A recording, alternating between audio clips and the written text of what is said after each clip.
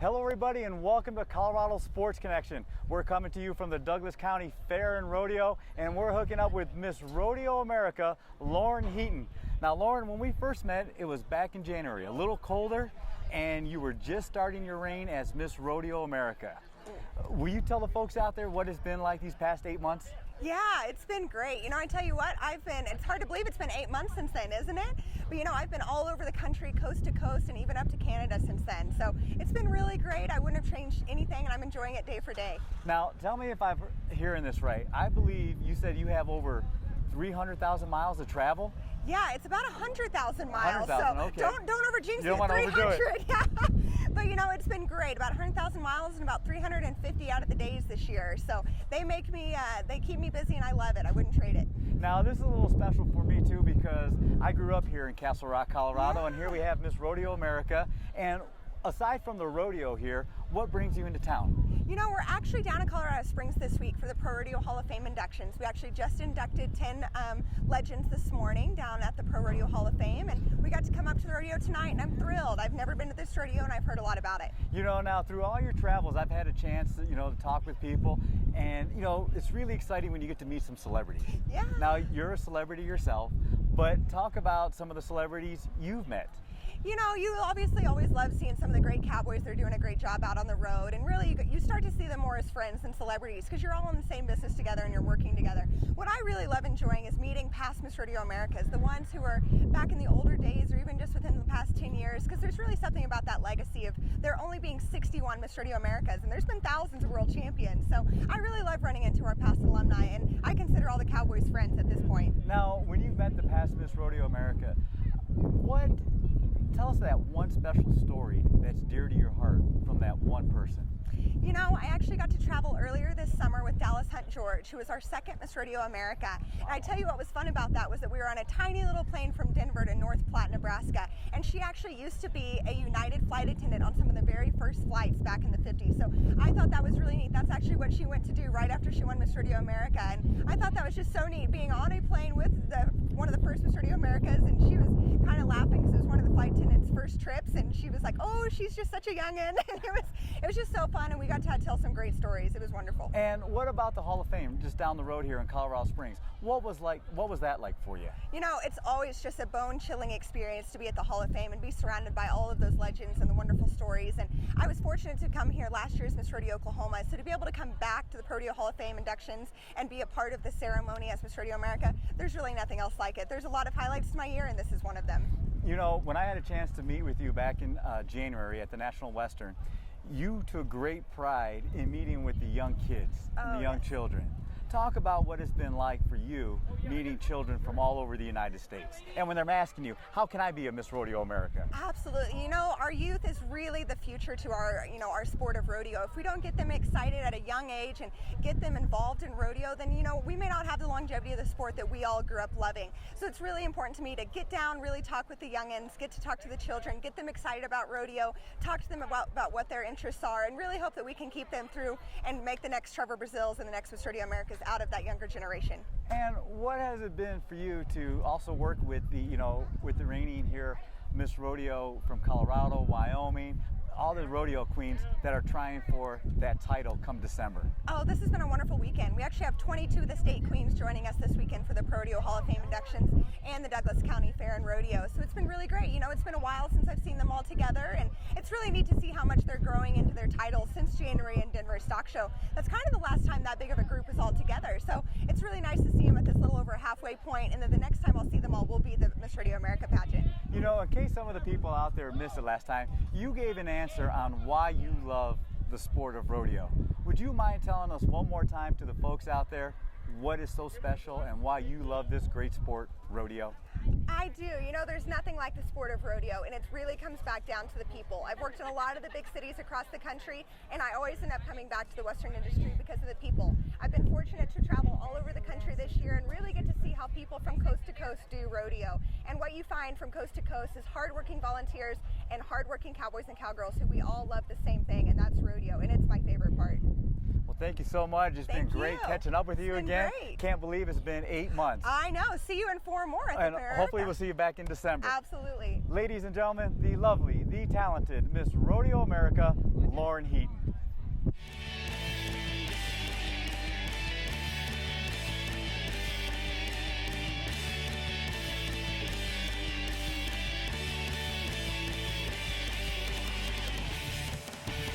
Hello everybody and welcome to Colorado Sports Connection.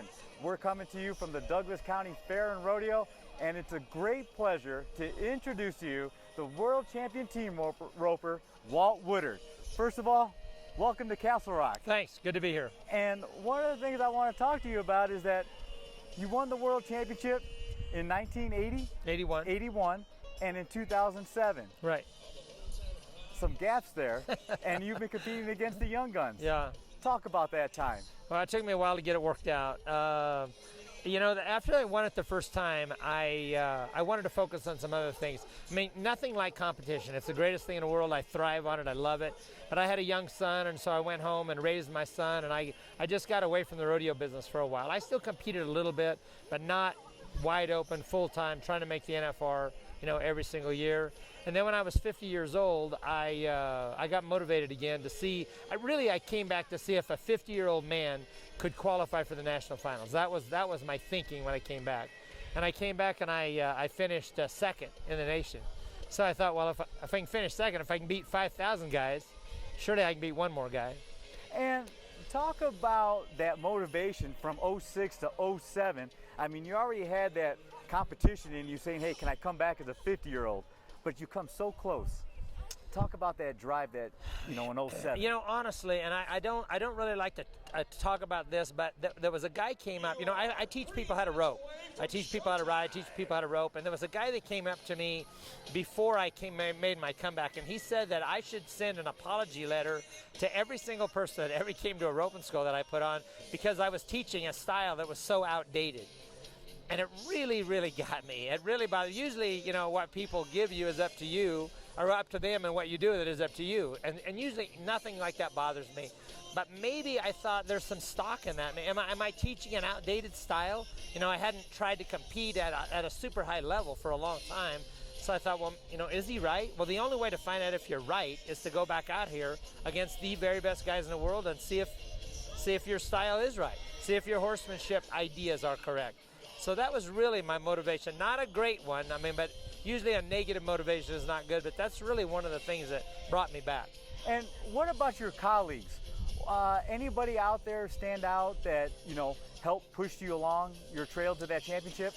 You know, honestly, when I came back, there was still two guys that were winning all the time. You know, Alan Bach is a little younger than I am, and Clay O'Brien Cooper is a little younger than I am, but they were still winning, and those are guys that I competed against all the time. So I thought, you know, if those guys were finishing 30th and 35th, I probably wouldn't even have attempted it, but they were, you know, 2 and 3 or 4 and 5 in the nation. So they weren't too old to do it, because it's hard for me, because there's an age where your hands don't work, your reflexes don't work, and boxers don't ever think that of themselves. You know, Muhammad Ali fought too long. You know, guys fight too long. So I didn't want to be that guy, but I thought, you know what, I love to compete. If they knock me out, at least I'll die. I'll die doing something I would love. You know, talk about the travel schedule. I mean, at a young man's age, 20 to 30, they say it's very tough on their body.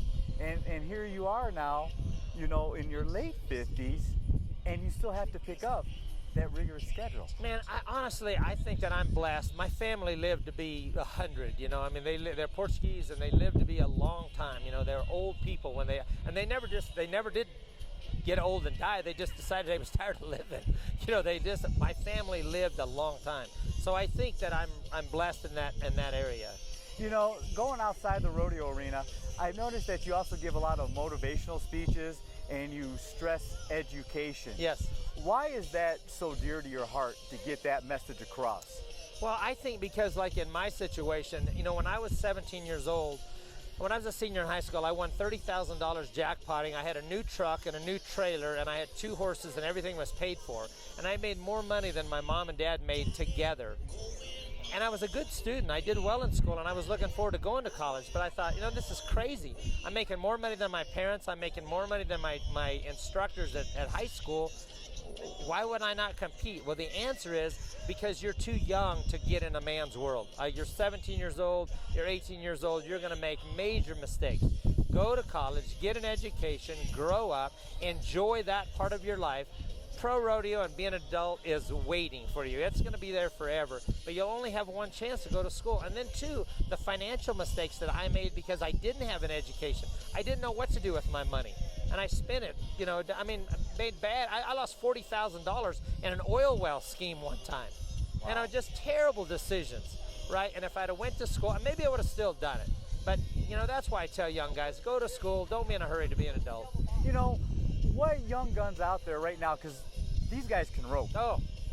Do they come up to you at these rodeos and ask you not only for advice in the rodeo arena, but as you just mentioned, life in general? They do. Some of them do. Not every one of them. Some of them do. And I've had guys, and it's always an honor to tell somebody, and like somebody told me the other day, said, what should I invest my money in? I said, I'll tell you what not to invest it in. I made a lot of mistakes along the way. So you can tell young guys what you've done wrong, and what you've done right. And maybe it'll help them. As you look back in your time in your rodeo career, what is it that you love about this sport? I love the fact that it's not judged. You can have the greatest opinion in the world and the greatest philosophy in the world. You can be a legend in your own mind, but unless you compete against people of your own level, you don't know. You don't know how good your horse is. You don't know how good your technique is. You don't know. I had a guy at a roping school one time. He says, "You rope great." And I wasn't being disrespectful. I said, "How would you know?" You don't know if I rope great. You just know that I'm better than you are. That's all you know. You wouldn't know if I rope great unless you came and watched me rope against the best guys. So that's why I'm drawn to this all the time. And when you get these people coming up to you and you're at these schools, what is it that you hope to accomplish when they leave your school? Honestly, that there is a system. I tell people when I play golf and I putt, I get really nervous because I don't know what to think about when I putt. I just look at the ball and I look at the hole and I just hope the ball goes in the hole, but I don't know how to make it go in there. In roping, I can tell people how to enjoy their horse and how to practice, and that there is a system on how to rope, and there's a step-by-step. And I also tell people there's all kinds of different ways to rope. I have a system that works, and we already know that because I went out of the world and fought with good guys. So I'm just going to try to explain to you my system, and you can try it. One of the things that amazes me talking to guys like yourself and Leo Camarillo is that it seems that you guys think outside of the box. It's just not horses and rodeo. There's so much more about your thought process, about life. Who was your role model that got you to commit discipline to your life? Well, Leo Camarillo he was the guy in roping. There was a guy named H.E. Lamance that talked to me about business that changed my life, that changed the way I thought about things and changed my attitude. But Leo Camarillo taught me how to compete and how to practice and how to be prepared and how to be mentally strong. My father taught me that as well. But Leo Camarillo said, if you're not mentally strong in this business, they will devour you, and they will. Before I let you go, would you mind telling the fans out there what the road lies ahead for Walt Woodard? Well, in the rodeo business, I set a goal for myself to come back and see if I could qualify when I was 50 years old. And secretly, I want to see if I can do it at 60 years old. So I'm 59 now. I've been developing a horse for the last 4 years. That's the reason that I'm out here this year, because I lost my eligibility, because you got to be in the top 30 in the world to get into the winter rodeos, and so that's what I'm doing out here. I'm currently 29th, moving up the standings, so I've always been a goal-driven guy. I have a distinct goal for next year, and that's to go back and rope for the World Championship and qualify for the NFR again, so that's what I'm doing. Ladies and gentlemen, a world champion in and outside the rodeo arena, Mr. Walt Woodard. It's been a pleasure, sir. Thank you. Thank you very much. Thanks.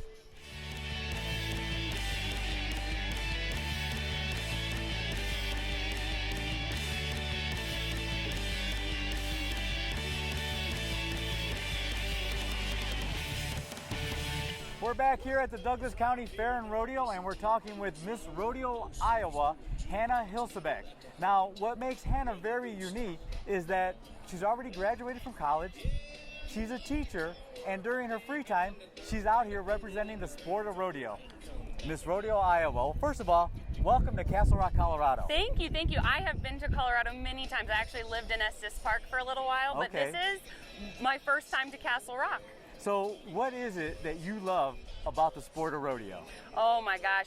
You know, ever since I was really little, have just been passionate about cowboys and cowgirls and our Western heritage that each person has in the United States. And I think the horses probably got me into it, but once I got into it, I've been hooked ever since. Talk about how you've graduated college, and here you are, I believe, a teacher, and you get time off to come out here to all these rodeos. Talk about that. Yes, well, the great thing is teachers have the summers off. Well, most teachers have the summers off, unless you're Miss Rodeo Iowa. So I graduated December 2014, so just this past December. Okay. And right after I graduated, I took over as Miss Rodeo Iowa 2015. So because I have my license, it's really nice. I can actually substitute teach whenever I'm available. So this spring, I took a long-term substitute position. I was in the classroom, the same classroom, for 6 weeks. And the school that I worked for was wonderful. They were so understanding of my title as Miss Rodeo Iowa, and they actually let me have every Friday off. So I would go to school Monday, Tuesday, Wednesday, Thursday. Thursday night, I'd hop in my car, run to a rodeo, be there Friday, Saturday, Sunday. I'd come home Sunday night, and Monday morning, I'd be back in the classroom. You know, and talk to the kids out there that, you know, one day that they have the ambition to wear your boots. Tell them about the importance of an education and what an education has done for you and what it can do for you. Yes, well, honestly, all levels of education are so important. I actually started off in junior high, really anti-agriculture, and I didn't realize the vast, I guess, greatness that it encompasses. And thankfully, my ag teacher is who got me involved and, you know, pushed me to be a better person, pushed me to be a better speaker. And I just grew so much in high school. And after high school, I always knew I wanted to go to college. But for a long time, I wanted to be a veterinarian. That's a lot of schooling, and you really have to dedicate yourself to those years of schooling. Now, I've rodeo queened in the past, but I knew that I wanted to complete my degrees before I ran for Miss Rodeo Iowa. So I stuck to the books for 4 years, and in 4.5 years, I got through 2 undergraduate degrees. So I have a Bachelor of Science in Agriculture Education and Animal Science. Graduated in December, you know, took over the title of Miss Rodeo Iowa. So I can't stress how important it is to be well educated, because when you're well educated, you're well respected.